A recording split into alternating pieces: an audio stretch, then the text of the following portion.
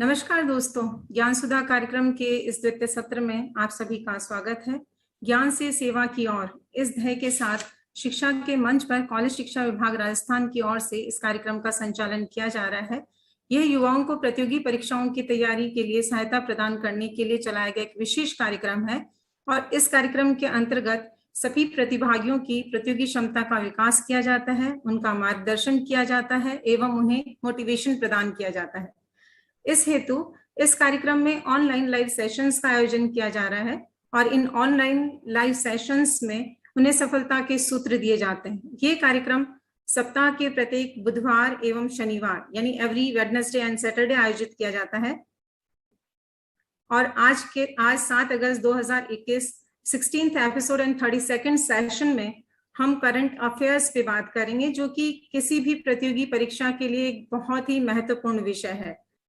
कोई भी प्रतिभागी इस विषय में अधिकतम अंक अर्जित करके अपनी सफलता को सुनिश्चित कर सकता है। तो हमारे इस सत्र की परिचर्चा का जो विषय है वो है प्रतियोगी परीक्षाओं की तैयारी कैसे करें, how to prepare current affairs for competitive exams. हमारे आज के सत्र में मार्गदर्शक के रूप में हमारे साथ उपस्थित हैं doctor Pramod Kumar, assistant registrar, department of cooperatives Rajasthan, जो कि हमें मार्गदर्शन का काम करेंगे। आज के सत्र की मॉडरेटर के रूप में मैं doctor Anju Beniwal, assistant professor sociology, college education department Rajasthan, आप सभी दर्शकों एवं हमारे आज के मार्गदर्शक का स्वागत करती हूं और इस परिचर्चा के लिए मैं उन्हें आमंत्रित करती हूं। दोस्तों, जैसा कि आप सभी को मालूम है कि करंट अफेयर्स किसी भी प्रतियोगी परीक्षा के लिए एक बहुत ही इम्पोर्टेंट टॉपिक है और अगर हम किसी भी प्रतियोगी परीक्षा में सफलता हासिल करना चाहते हैं तो उसके लिए हमारी उस विषय पर पकड़ के साथ साथ उस विषय के लिए एक प्रॉपर गाइडेंस की जरूरत होती है और वही प्रॉपर गाइडेंस देने के लिए आज हमारे साथ उपस्थित हैं हमारे मार्गदर्शक doctor Pramod Kumar ji. Doctor Pramod Kumar sir, आपका बहुत बहुत स्वागत। नमस्कार मैम। सर, जैसे कि आप जानते हैं कि कॉम्पिटिटिव एग्जाम्स के लिए बच्चों को करंट अफेयर्स जो है एक स्पेसिफिक टॉपिक होता है जिस पर कि उनको प्रिपरेशन करनी होती है। तो आप क्या उनको ये बताना चाहेंगे कि किस प्रकार की घटनाओं को करंट अफेयर्स की श्रेणी में रखा जाता है या फिर इन घटनाओं के निर्धारण का कोई आधार होता है? आप थोड़ा सा इस पर प्रकाश डालेंगे? सबसे पहले तो कॉलेज शिक्षा विभाग राजस्थान सरकार का बहुत बहुत साधुवाद कि मुझे ये मंच पुनः उपलब्ध करवाया। Special thanks to commissioner sir Shri Sandesh Nayak sir. पिछला सेशन 3 जुलाई को हुआ, सेशन 34 या 35 दिनों बाद वापस से दूसरा सेशन है। जैसा कि पूर्व में भी हमने चर्चा की थी, administrator is a part of a solution. आप किसी भी प्रशासन के किसी भी ओहदे पर किसी भी पद पर हैं तो आपसे अपेक्षा की जाती है कि आपके पास समस्या का समाधान है। तो आप समस्या का समाधान तभी कर पाएंगे कि जब आप उस समस्या अथवा उस घटना की पृष्ठभूमि की समसामयिक अवस्था से आप अवगत हो। यद्यपि हमारी चर्चा का विषय की प्रतियोगी परीक्षा में कैसे करंट अफेयर्स की प्रिपरेशन की जाए, लेकिन मैं उसके आगे की बात को शुरू करते हुए अपनी बात रखना चाहूंगा कि आप ये मान के चलिए कि आपको किसी भी वस्तु स्थिति का, किसी भी विषय वस्तु का और किसी भी घटनाक्रम का, ना केवल उसके अतीत और आने वाले भविष्य अपितु उसके समसामयिकी, उसके कंटेम्पररी टेम्परामेंट का, कंटेम्पररी इश्यूज का भी हमें ज्ञान होना चाहिए। ये अपेक्षा एक प्रशासक से की जाती है।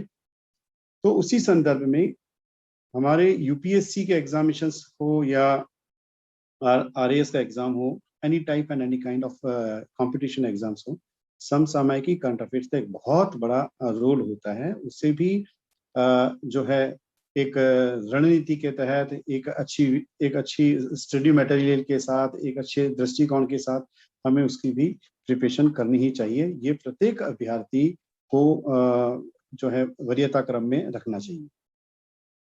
जी मैम।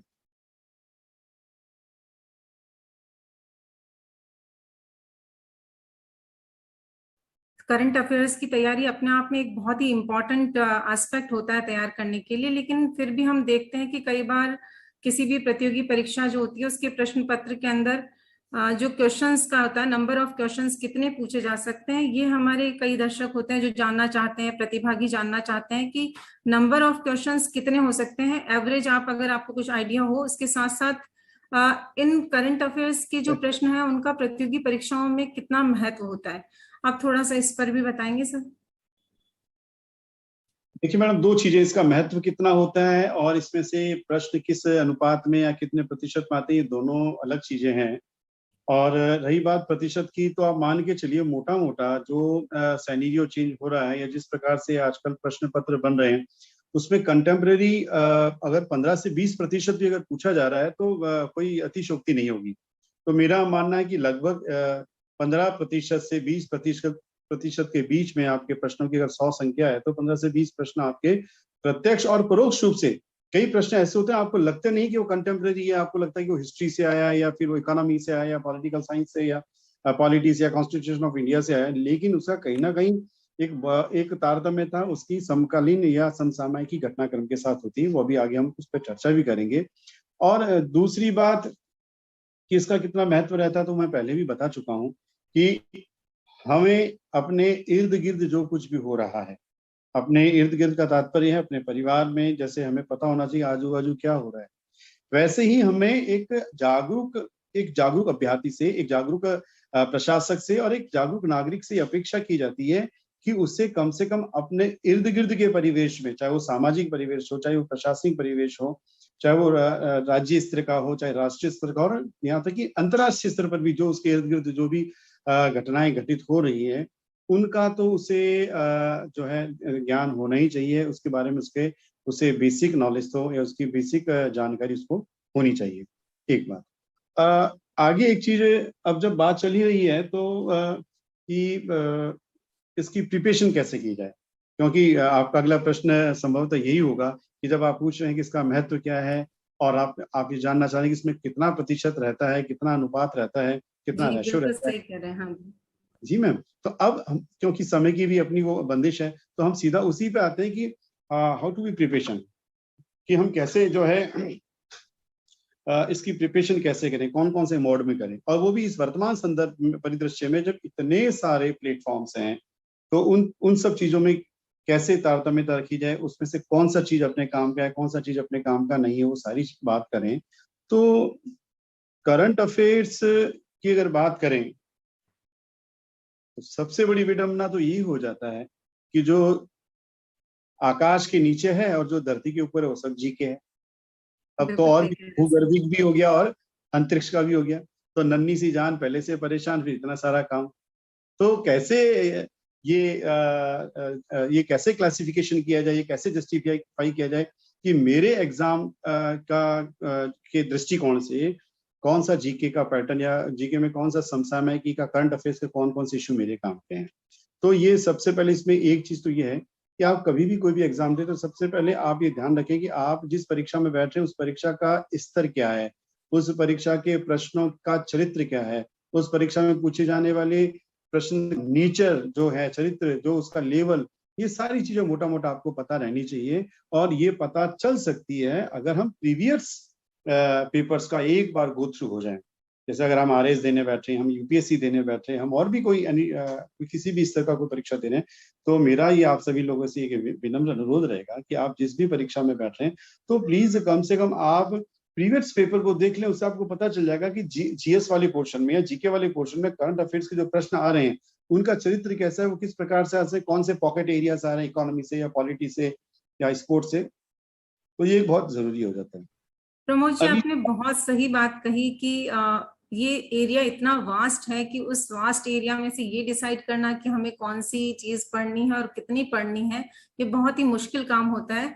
हम लोग जनरली ये बात करते हैं कि अगर आपका ये वाला एरिया बहुत स्ट्रांग है, अगर आपका करंट अफेयर्स वाला पार्ट आपने बहुत अच्छे से किया है, तो आप बहुत अच्छा स्कोर कर सकते हैं, आप अपनी यस, सफलता को सुनिश्चित कर सकते हैं। तो यहाँ पर कुछ दर्शक जानना चाहते हैं कि प्रतियोगी परीक्षा के अंदर अगर हमें बहुत अच्छे मार्क्स अचीव करने हैं, बहुत अच्छे मार्क्स लाने हैं, तो इसके अंदर करंट अफेयर्स की तैयारी की क्या भूमिका रहती है।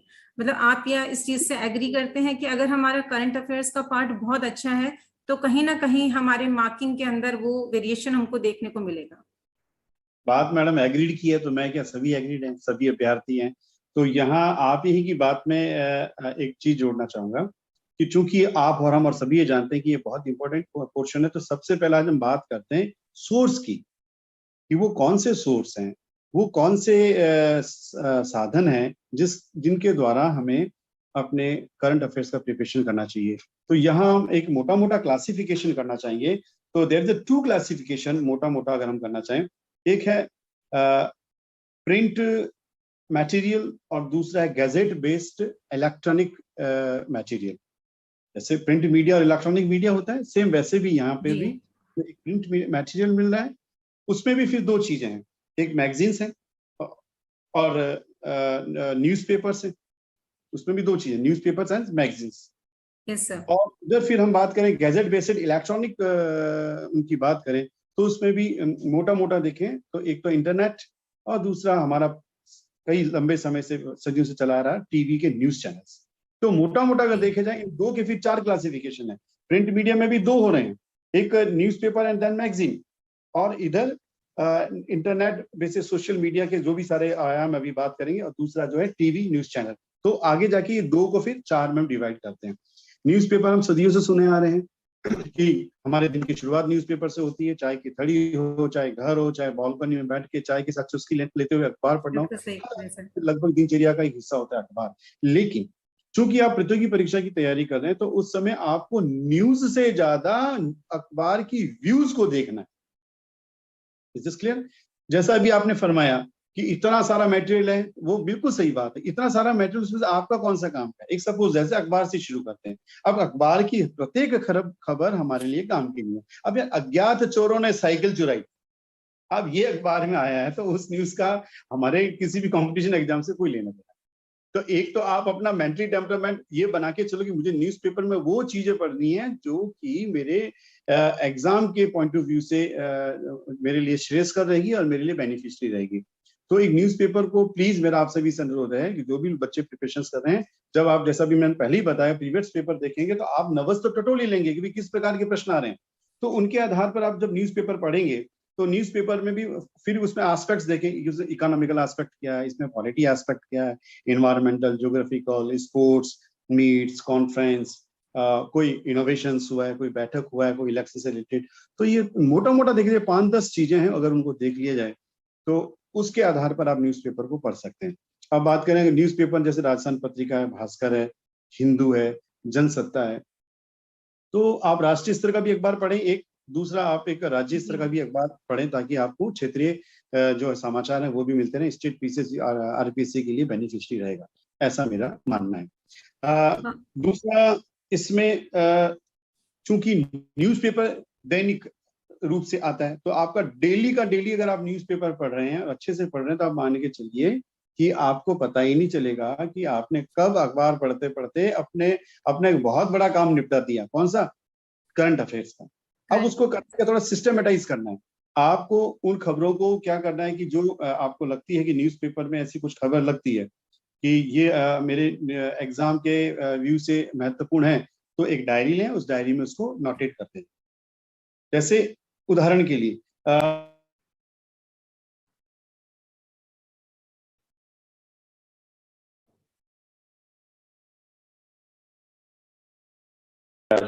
कि जरा सी बारिश ज्यादा सी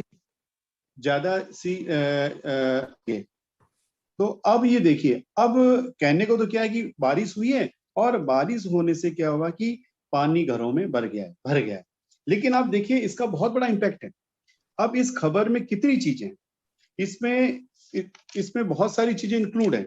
जैसे एडमिनिस्ट्रेटिव एस्पेक्ट से भी ये खबर एक आपके बनती है कि किस प्रकार से जो है अतिक्रमण हो रहा है, किस प्रकार से नदियों के बहाव क्षेत्र में, भराव क्षेत्र में, तालाबों, नालियों के बहाव क्षेत्र में कॉलोनी काटी जा रही है। तो अतिक्रमण को लेके ये करंट अफेयर्स का प्रश्न आपके इंटरव्यू में भी काम आता है कि अतिक्रमण, एक प्रशासनिक अधिकारी होने के नाते अतिक्रमण के प्रति आपकी क्या रणनीति रहेगी। जिस प्रकार से जल भराव हो रहा है, इस जल भराव, नदियां आगे थोड़ी बढ़ रही, हम नदियों में जाके बस रहे हैं। इसका ज्योग्राफिकल भी इम्पैक्ट है, जैसा नीचे दे रखा है कि सिंध नदी के बेसिन से प्रभावित रहता है मध्य प्रदेश और राजस्थान का बड़ा हिस्सा। तो आप ये देखिए किस प्रकार से माही और चंबल ये राजस्थान में, इधर ये बेतवा, तो ये ज्योग्राफिकल एस्पेक्ट भी हो गया, इन्वायरमेंटल भी हो गया। और दूसरा आप देखिए यह सब क्यों हुआ, जब अतिवृष्टि हुई। जब अतिवृष्टि होती है तो सबसे बड़ा किसानों को नुकसान होता है, तो उन किसानों की फसलें नष्ट हुई है, तो राजस्थान सरकार की प्रधानमंत्री फसल बीमा योजना वो भी कहीं ना कहीं इसमें प्रासंगिक है। तो आप देखिए, मैं एक छोटी सी न्यूज को आपको, मैं इसमें हमने एडमिनिस्ट्रेटिव, ज्योग्राफिकल का और दूसरा इन्वायरमेंटल और क्रॉप इंश्योरेंस, बहुत सारी चीजें, और आने वाले भविष्य में किस प्रकार से प्रबंधन होना चाहिए नगर नियोजन का, वो सारी चीजें इसमें जुड़ी होती है। तो कहने का तात्पर्य कि आपको मैंने पहले बोला था, न्यूज के साथ साथ उसके व्यूज क्या है, उसके क्या कॉम्पैक्ट हो सकते हैं, ये आपको साथ के साथ धीरे धीरे धीरे वैसे आ जाएगा। ये एक दिन में आएगा नहीं, आप जैसे धीरे धीरे धीरे जब पढ़ाई पढ़ेंगे तो आपको धीरे धीरे आने लगेगा। जैसा न्यूज़पेपर में बात करें, मैंने जैसे न्यूज़पेपर का नाम दिया है द हिंदू। अब द हिंदू में आज post talks India China pull back through from Gogra, तो ये गोगरा के रिगार्डिंग ये पेंगोंग लेक जो है ये किधर है, ये ईस्टर्न लद्दाख में है। तो ये चीजें आपको पता होनी चाहिए कि आज ये कोई खबर आई है तो इसका ज्योग्राफिकल इम्पैक्ट क्या है। Is this clear? इसको लेकर किस प्रकार की कोई योजनाएं सरकार के स्तर पे बन रही है। तो आप ये मान के चलिए कि आपको अखबार से केवल पढ़ने के लिए नहीं पढ़ना है, आपको अखबार अपने सिलेक्शन के लिए पढ़ना है, और उसमें से आपको अपना स्टडी मटेरियल ढूंढते हुए पढ़ना कि इसमें से मेरी खबर कौन सी। मैंने पिछले क्लास में भी आपको बताया था कि न्यूज़पेपर में संपादकीय लेख आता है, वो आपको पढ़ना है। संपादकीय लेख पढ़ने के दो हैं, एक तो आपका कंटेम्प्रेरी करंट अफेयर्स तैयार होगा, दूसरा आपकी भाषा शैली तैयार होगी जो आपको आगे मेंस में बहुत काम आएगी। क्योंकि तैयारी एक होलिस्टिक प्रिपरेशन होती है, ये कोई बहुत बड़ी दीवारें नहीं खींची जाती कि साहब ये प्री की तैयारी है, ये मेंस की तैयारी है, कि इंटरव्यू की तैयारी है। तो कोई भी प्रिपरेशन इज होलिस्टिक, तैयारी हमेशा समग्र होती है। समग्र तैयारी तभी होगी जब आप डे फर्स्ट से टिल द सिलेक्शन आपको इस प्रकार का अपना नजरिया रखना पड़ेगा। फिर डे टू डे का आपका न्यूज़पेपर, फिर उसी डे टू डे के बाद फिर आप मासिक पत्रिकाएं आती है, प्रतियोगिता दर्पण जो हम सदियों से पढ़ते आ रहे हैं, क्रोनोलॉजी आती है, करंट के लिए क्रॉनिकल भी आती है, एक CSR भी आती है, कंपटीशन सक्सेस रिव्यू, वो पढ़ी जा सकती है। और योजना और कुरुक्षेत्र, ये दो पुस्तकें, एक पत्रिकाएं और निकलती है, मासिक पत्रिकाएं हैं, वो भी हमें पढ़नी चाहिए। और राजस्थान के संदर्भ में बात की जाए तो एक सूजस करके भी निकलता है, तो सूजस प्रति माह निकलता रहता है, जो हमारे सूचना केंद्रों पर उपलब्ध रहता है प्रत्येक जिला मुख्यालय पर। तो ये कुछ पत्रिकाएं हैं, वापस से बता दूं, प्रतियोगिता दर्पण है, क्रोनोलॉजी है, क्रॉनिकल है, CSR है, योजना, कुरुक्षेत्र, सूजस इत्यादि, ये पढ़ना चाहिए। फ्रंट लाइन भी आती है। तो इस प्रकार से ये हमने बात की पार्ट फर्स्ट की, जो पेपर, न्यूज़पेपर और मैगजीन। फिर अगर बात की जाए जिस की अधिकांश चर्चा होती है आजकल, व्हाट्सएप का, ऑनलाइन क्लासेस का, क्योंकि कोरोना काल में हमें हमारी ये उपादेयता समझ लो, या हमारी मजबूरी समझ लो, या हमारी जरूरत समझ लो, जो भी है, हमें ऑनलाइन सेगमेंट में हमें लाके खड़ा कर दिया है। तो उससे भी हम अछूते नहीं रह सकते। आज हम और सब, आप और ये सभी लोग, हम सब जुड़ रहे हैं। इसका ये भी YouTube channel, it's also a part of a kind of electronic gadget. तो यूट्यूब के माध्यम से साइट्स हैं, बहुत सारे ऐप हैं, उन ऐप के माध्यम से भी हम करंट अफेयर्स की प्रिपरेशन कर सकते हैं। लेकिन यहाँ एक बात मैं आपको बता देना चाहूंगा सभी अभ्यर्थियों को, आपके माध्यम से, ज्ञान सुधा कार्यक्रम के माध्यम से, कि जहां पर बहुत सारा मटेरियल, स्टडी मटेरियल हो जाता है, वहां बहुत बड़ी प्रॉब्लम क्रिएट हो जाती है कि इसमें से मेरे काम का। कई बार सुना भी है ना हमने, सब साधे सब जाए और एक साधे सब आए।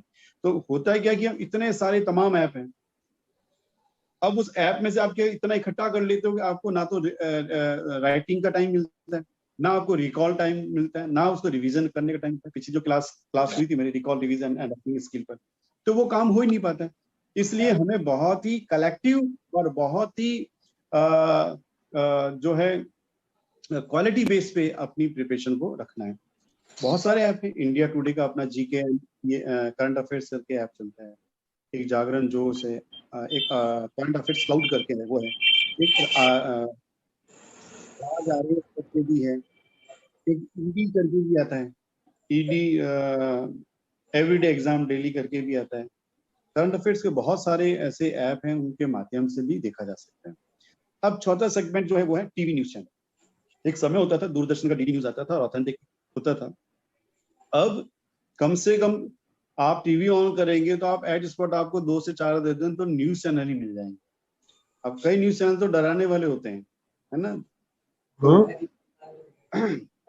तो ऐसी स्थिति में हमें क्या करना है, प्राइम न्यूज चैनल पे कोई बुलेटिन न्यूज पढ़ लेना चाहिए, सॉरी देख लेना चाहिए। तो इससे क्या होगा कि आपने सुबह न्यूज़पेपर में पढ़ लिया, फिर आप न्यूज चैनल पे उसको लाइवली देख लिया, फिर आपने मासिक पत्रिकाओं में पढ़ लिया, तो 3 बार अगर उन चीजों को पढ़ेंगे, फिर आप फुट नोट भी बना रहे हैं, अपने डायरी भी मेंटेन कर रहे हैं, तो ये सारी चीजें मेरा ऐसा मानना है जो हमने किया है, ऐसा अगर आप करेंगे तो आपका करंट जीके काफी हद तक बहुत सही दिशा में और एक अच्छे से तैयार हो जाएगा।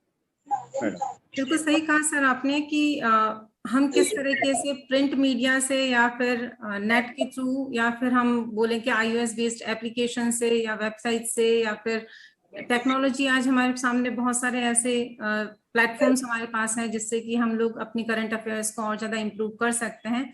आपने बहुत ही अच्छे से इन सब चीजों को डिस्क्राइब करके हमारे सामने बताया। आपसे अंत में सिर्फ ये चाहूंगी कि आपके प्रतियोगी परीक्षा के दौरान किस प्रकार से करंट अफेयर्स की तैयारी की और ऐसे कौन से टेक्निक्स हो सकती हैं, स्पेसिफिक टेक्निक्स या कोई स्ट्रेटजी जिससे कि हम इस पोर्शन को बेहतर तरीके से तैयार कर सकें या याद कर सकें। देखिए, याद करना और उसको कैसे मेमोरीज में रखना, इस पे अपनी पिछली क्लास हुई भी है, रिकॉल एंड रिवीजन स्पेसिफाई पे हुई थी, उस पे यहाँ चर्चा करना उतना लाजमी नहीं रहेगा। उससे जरूरी है कि आपने एक बहुत अच्छा प्रश्न किया कि जब हमने तैयारी किया, तब हम लोग या जो भी लोग तैयारी कर रहे थे उनकी क्या टेक्निक्स रहती है, तो उस पर मैं थोड़ा सा आपको मैं ब्रीफ करना चाहूँगा।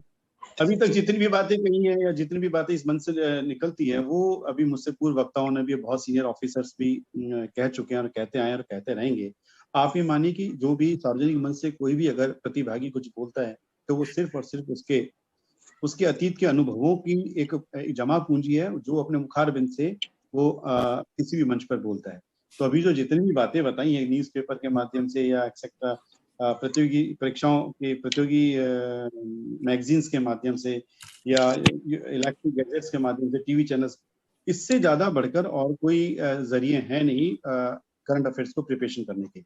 लेकिन जरूरत है कि हम किस प्रकार से उस स्टडी मटेरियल को या अपने इर्द गिर्द होने वाली घटना को कैसे समझे, उस पर मैं थोड़ा सा बात करना चाहूंगा। ओके मैम, तो फिर हम बात करेंगे उसको कैसे मेमोराइज किया जाए। वैसे हमने पहले चर्चा की, फिर भी एक बार वापस से चर्चा करेंगे। एक उदाहरण के साथ मैं बताता हूँ, जैसे अभी पत्रिका की एक खबर के साथ हमने बात की कि किस प्रकार से बारिश के पानी से भराव होना, या फिर हमने द हिंदू न्यूज़पेपर में चाइना और इंडिया के बॉर्डर की बात की। अब हम बात करना चाह रहे हैं कुछ ऐसी कि किस प्रकार से क्वेश्चन पुट अप होते हैं। जैसे एक उसका मैं उदाहरण देता हूँ सिंपल सा, कि करंट अफेयर्स के 5 डायमेंशनल एस्पेक्ट हैं, economical, political, environmental, then sports, then miscellaneous। ई रूपी, तो हमें पता होना चाहिए ई रूपी क्या है, हमें ये पता होना चाहिए ई रूपी का प्लेटफॉर्म क्या है, हमें ये पता होना चाहिए इसके फायदे क्या होंगे, हमें इसका मेरिट के साथ इसका डीमेरिट्स भी पता होना चाहिए, और वो किन प्लेटफॉर्म से संचालित किया जाता है। ई रूपी, तो ई रूपी, व्हाट इज द ई रूपी? ई रूपी इलेक्ट्रॉनिक वाउचर बेस्ड एक डिजिटल पेमेंट सोल्यूशन, एक पेमेंट सिस्टम है। ये कैशलेस की जो बात की जाती है वो है, ये कैशलेस पेमेंट सिस्टम है। और अभी जब जिसकी बात कर रहे हैं टचलेस, यानी सोशल डिस्टेंस की बात कर रहे हैं, तो इसमें आप ये भी देखिए, इसमें सोशल डिस्टेंस भी मेंटेन रह रहा है। बिल्कुल तो इसमें ओके मैम, तो ये क्या एक electronic voucher based digital payment system है। ये हम जिस कैशलेस अर्थव्यवस्था की बात करिए उसको परिपोषित करता है। हम जिस जो है सामाजिक दूरी की बात करें, सोशल डिस्टेंस की, वो उसके माध्यम से भी हो रहा है। और फिर इसको डेवलप किसने किया? तो ये डेवलप हुआ NPCI, national payment corporation of India के प्लेटफॉर्म से इसको डेवलप किया गया। अब आगे जब ये व्यवहार में उतरेगा आम जनता तक उसका मेजर उद्देश्य क्या है? क्योंकि आप मान के चलिए सरकार का और सरकार के जितने भी नुमाइंदे हैं उन सबका एक ही उद्देश्य है, वो है जन कल्याण। बिल्कुल सही जैसा आप कह रहे हैं कि सेवा की ओर सेवा करना, वो सेवा किसी करनी ग्रास रूट लेवल पर, अंतिम पायदान तक व्यक्ति, जो अंतिम पायदान पे व्यक्ति खड़ा उस तक उस सरकार की योजना का जो क्रियान्वयन नहीं हो पाएगा तो वो योजना किसी काम की नहीं। तो अब ये कि इसको, इस योजना के लिए कोलैबोरेशन किसका है? तो इसमें department of finance services, ministry of health and family और नेशनल हेल्थ अथॉरिटी, ये 2-3 निकाय मिलके इसको जो है इस कोलैबोरेशन के साथ इसको क्रियान्वित रूप में लाएंगे। तो अब इसके फायदे क्या है? फायदे गिना दिए। इसके डीमेरिट्स क्या है? डीमेरिट्स ये भी है कि जिस प्रकार से हैकिंग हो रही है, जिस प्रकार से एटीएम में से पैसा जा रहा है, तो इसमें से भी कुछ भी हो सकता है। तो इसमें पारदर्शिता लाना, इसको तकनीकी रूप से मजबूत किया जाना। मैं ये चीज इसलिए बता रहा हूँ कि इसमें फैक्चुअल के साथ साथ आपके पास कॉन्सेप्चुअल भी होना चाहिए। मेंस में 50 शब्दों में आ सकता है, मेंस आरएस में 15 से 20 शब्दों में भी आ सकता है। लिख दे ई रूपी, अब ई रूपी को संदर्भित कर। अब फैक्ट आएगा तो क्या आएगा कि कब शुरू हुआ? 2 अगस्त को। फैक्ट आ जाएगा कि इसको कौन डेवलप किया, किसने डेवलप किया? National payment corporation of India. ये तो हो गया फैक्चुअल। और अभी जो मैंने बात की है 50 शब्दों में 100 शब्दों, तो ये याद रखें सभी अभ्यर्थियों से मेरा ये, it's my sincerely request to each and all participation students कि आप अब जैसे दूसरी बात करते हैं अपन, जैसे अभी हमने बात की थी, आज के हर न्यूज़पेपर का एक हेडलाइन है कि राजीव गांधी खेल रत्न पुरस्कार का अब नया नाम होगा मेजर ध्यानचंद पुरस्कार। Okay ma'am? तो अब एक अभ्यर्थी होने के नाते, एक प्रतियोगी परीक्षा का परीक्षार्थी होने के नाते हम सबका ये सामूहिक धर्म बनता है कि हमें सिर्फ ये खबर पढ़ने के लिए खबर नहीं पढ़नी है, हमें उस खबर में से क्या प्रश्न बन सकते हैं, उस खबर का असर हमारे परीक्षा पे क्या पड़ेगा, वो हमें ध्यान देना चाहिए। तो अब इसमें से प्रश्न पैदा करना सीखो, अपने से बात करना सीखो, अपनी जो पाठ्य पुस्तक है, आपके पास जो मटेरियल है, जो न्यूज आई है, मैंने पहले ही बोला है कि we are not news reader, हमें व्यूअर बनना है, हमें व्यूज निकालना है। अब उसमें से व्यूज क्या बन सकते कि भाई राजीव गांधी खेल रत्न पुरस्कार का नाम ध्यानचंद, मेजर ध्यानचंद किया गया, तो ये तो बताओ ध्यानचंद जी कौन थे, किस खेल से संबंधित थे? हॉकी से थे। दूसरा होगी आज इसको ध्यानचंद किया गया है, पहले ये राजीव गांधी के नाम से था, तो मुझे पता होना चाहिए कब शुरू हुआ। एग्जैक्टली 1991 में। अब जब 1991 में शुरू हुआ तो ये पहला किसको मिला? तो ये शतरंज में मिला विश्वनाथ आनंद। ओके, हमें ये भी पता होना चाहिए कि इस पुरस्कार को प्राप्त करने वाली पहली महिला खिलाड़ी हिंदुस्तान में कौन हुई? तो कुंजी रानी देवी हुई, वेट लिफ्टर। तो अभी हाल ही में किसको मिला? तो वो भी हमें पता होना चाहिए, अभिनव बिंद्रा को लाभ मिला। तो अब अखबार ने ये एक खबर छापकर अपनी इतिश्री कर दी कि ध्यानचंद, राजीव गांधी खेल रत्न अब ध्यानचंद होगा। उसकी न्यूज जहां से खत्म होती है मित्रों, हमारा वहां से काम शुरू होता है कि इसका थोड़ा सा क्या कर लिया जाए, इसको थोड़ा सा एनालिटिकल कर लिया जाए, उसका थोड़ा सा एग्जैक्टली इसकी जो है पोस्टमार्टम कर लिया जाए कि इसके इर्द गिर्द से कितने प्रश्न बन सकते हैं। बिल्कुल सही कहा प्रमोद जी आपने। जब भी कोई प्रतिभागी किसी प्रतियोगी परीक्षा की तैयारी करता है तो उसके सामने बहुत सारी चीजें होती हैं कि उसमें से उसको करंट अफेयर्स के अंदर कौन कौन से इश्यूज को पढ़ना है, पढ़ने के साथ साथ एक अवेयरनेस बहुत जरूरी है कि उससे जुड़े हुए दूसरे सवाल कौन से आ सकते हैं। तो ये देखना बहुत ही इंपॉर्टेंट है। Sir thank you so much, आपने अपने वैल्यूएबल एक्सपीरियंसेस से अपनी नॉलेज को हमारे साथ शेयर किया। अब वक्त हो चला है हमारे आज के 5 सवाल का। जी मैम।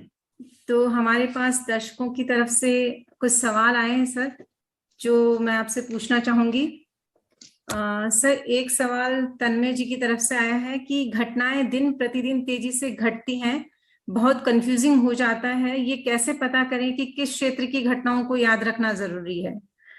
बहुत सारे फील्ड्स हैं जिनमें कि जैसा अभी आपने कहा कि उसका नाम चेंज कर दिया, अगर हमसे 1-2 दिन का अखबार भी मिस हो गया है, स्किप हो गया और हम लोग अवेयर नहीं है, तो हम उस घटना के बारे में जानकारी नहीं प्राप्त कर पाएंगे, हमसे मिस हो जाएगा हमसे। अगर हम रेगुलर कोई ऐसी जर्नल नहीं पढ़ते हैं जिससे कि हमें एनुअल जो नॉलेज है वो पता चल जाएगी कौन कौन से करंट अफेयर्स हुए हैं, तो उस कंडीशन के अंदर कैसे ये अवेयरनेस जो है वो विद्यार्थी या परीक्षार्थी जो है अपने अंदर रखे, आप इसके बारे में थोड़ा सा कुछ बताएंगे? बिल्कुल लाजमी सा सवाल है मैम। आपने पहली बात कही कि चीजें बहुत बदलती है, तो बदलेगा परिवर्तन संसार का नियम है। एग्जैक्टली। वक्त का क्षणिकवाद है। और एक फिल्म का गाना भी है कि हर घड़ी बदल रही है रूप जिंदगी, तो सब सही कुछ कहा सर। बदलेगा। ये जब तक गति मानता है तभी तक तो जीवन है। इसलिए ये मान के चलो कि रोज बदलेगा। ये तो एक सत्य, इसको स्वीकार करना पड़ेगा। दूसरा, जो कुछ बदल रहा है उसके अनुसार आपको भी तो अपडेट होना ही पड़ेगा।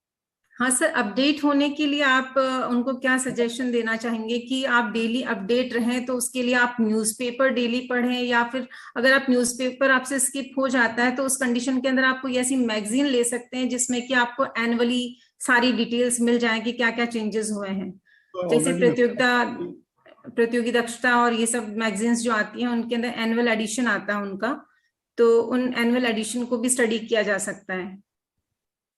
देखिए मैम, ऐसा है कि ये बात हम पहले भी कर चुके हैं कि अखबार तो पढ़ना ही, और स्किप हो जाता है तो ऐसे कोई इशू नहीं है। ऑनलाइन जाके भी आप यस, अखबार 1 साल के पढ़ सकते हैं। पढ़ने की अंदर ललक होनी चाहिए। बट एक अपडेशन जरूरी है। क्या होता है कि हाँ, जील तो होना ही चाहिए ना।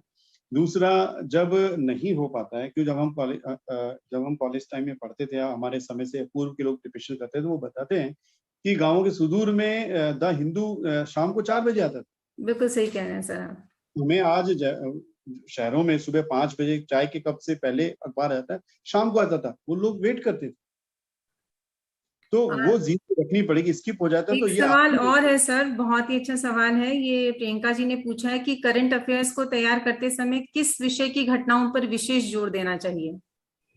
आई ऑलरेडी बहुत सेड अबाउट सारे एस्पेक्ट्स हैं तो। Economical aspect, political aspect. अभी जैसे राजस्थान में पंचायत राज चुनाव की घोषणा की गई, तो आप थोड़ा सा संविधान में जाके देख लीजिए, पंचायत राज के चुनाव से संबंधित कौन सा कॉन्स्टिट्यूशन है, भाग 9 कब जोड़ा गया, किस प्रकार से 73 74 संवैधानिक संशोधन के बाद पंचायत राज आया, राजस्थान में सबसे पहले पंचायत राज आया। चीजें आपस में बहुत इंटरलिंकिंग है।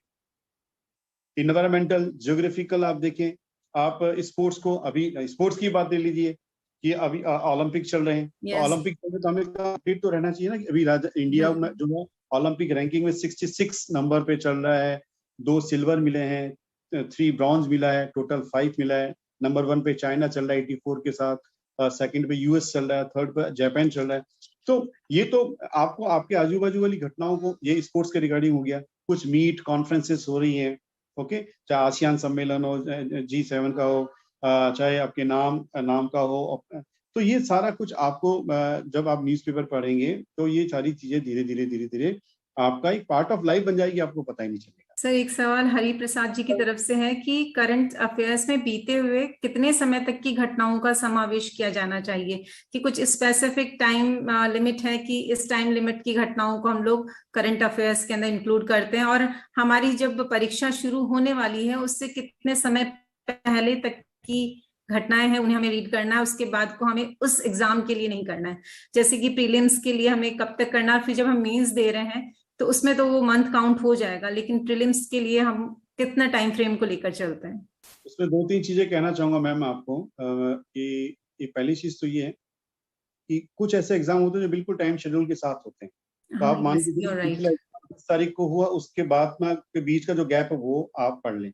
लेकिन कई चीजें जैसे अपने आरपीएससी में RS एग्जाम तो 2-2 ढाई 3-3 साल बाद बिल्कुल होते सही हैं। कह रहे हैं, और बहुत अनसर्टेन होते हैं।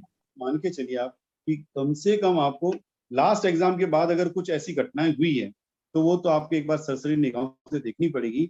लेकिन ऐसा मोटा मोटा माना जाता है कि एक फाइनेंशियल ईयर का तो आपको करंट पता होना ही चाहिए। आप जहां हो उसके बैक साइड जो पिछला फाइनेंशियल ईयर है, उस फाइनेंशियल ईयर से तो आपको सारी घटनाएं लगभग पता होनी चाहिए। और अगली बात है कि एग्जाम के लास्ट कब तक का, तो आप ये मान के चलिए, मान लीजिए सपोज अगर आपका एग्जाम 20 नवंबर को है, तो आप 30 अक्टूबर तक का तो तैयार करके जाएं कम से कम। बिल्कुल सही और कह रहे हैं सर। चौथी चीज और जोड़ रहा हूँ, प्रियंका जी ने पूछा ना सवाल हाँ जी। कि टेम्परेरी का और इस करंट अफेयर्स का इंटरव्यू तक भी बहुत बड़ा रोल रहता है। तो इंटरव्यू तक का तो मैडम ऐसा है प्रियंका जी, जिस दिन आप इंटरव्यू देने जाएं उसके उस दिन के न्यूज़पेपर तक का करंट अफेयर्स आपको अपडेट होना चाहिए। Yes, exactly right sir. Interview के ना समय तो केवल हमें करंट अफेयर्स इम्पैक्ट क्या रहेंगे वो भी आपसे पूछा जा सकता है। बिल्कुल लेटेस्ट अपडेटेड आपको नॉलेज होना चाहिए। एंड एक सवाल सर मोनिका जी की तरफ से है कि समसामयिक घटनाओं को कैसे डीलिमिट किया जा सकता है? ये आपने बताया कि हमने कहा एक वास्ट है, कह सकते हैं कि एक सागर है और उसमें से हमको कुछ बूंदे लेनी है, तो बहुत मुश्किल काम है। तो उस मुश्किल काम को आसान कैसे किया जा सकता है? आज अगर मैं करंट अफेयर्स की तैयारी करने की सोचती हूँ तो मुझे ये सोचना पड़ेगा कि मैं कहाँ से शुरू, कहाँ से खत्म करूं और कितना पढूं, क्योंकि इतना वास्ट नॉलेज है, इतने वास्ट रिसोर्सेज हैं हमारे पास में कि उन रिसोर्सेज में से कुछ रिसोर्सेज को पता करना, उन कुछ रिसोर्सेज को उन रिसोर्सेज के थ्रू गो थ्रू होना, और इतना सारा स्टडी मैटर में से कुछ स्टडी मटेरियल को पढ़ना बहुत मुश्किल काम होता है। तो हम उसको कैसे डिलिमिट कर सकते हैं? देखिए मैम, ऐसा है, मैंने पहले ही कहा था कि जो आसमान के नीचे है, जो जमीन के ऊपर है, सारा जीके है। तो इसमें दो तीन चीजें जो मैं पहले ही बता चुका हूँ। सबसे पहले आप अपने एग्जाम का जो पैटर्न है, पिछले सालों के पेपर को भी आप देखें तो आपको ये अपना आप एक व्यू बनने लगेगा। जैसे अभी मैंने आपके सामने दो तीन बहुत जीवट उदाहरण दिए, चाहे वो ओलंपिक्स का दिया हो, चाहे वो आज के न्यूज़पेपर दिया हो, चाहे वो ई-रुपीज का दिया हो। तो क्या आपको लगता है ई-रुपीज को अपन ने इर्द गिर्द सारा पढ़ लिया तो उसमें से क्या छूटे? एक चीज। दूसरा, ये मान के चले सबको सब कुछ नहीं आता है, और सबको सब कुछ नहीं आता है तो इससे कुछ कोई बहुत बड़ा नुकसान भी नहीं हो।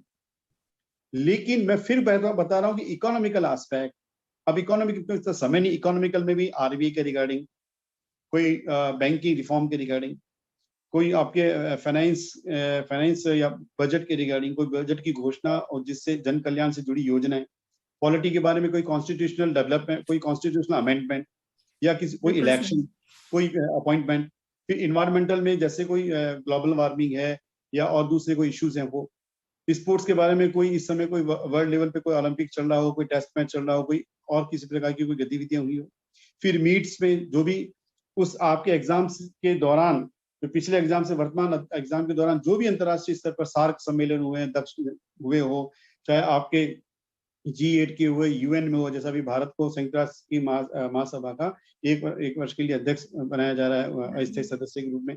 तो ये जो छोटी छोटी सारी चीजें हैं वो आप जब आप पढ़ेंगे, क्योंकि आप देख लीजिए कि जब आप न्यूज़पेपर पढ़ रहे हैं, आप जब मैगजीन्स पढ़ रहे हैं, जब आप न्यूज चैनल्स पढ़ रहे हैं, फिर मैंने एक बात पहले ही कह दी कि आपने को एक डायरी भी मेंटेन करनी है।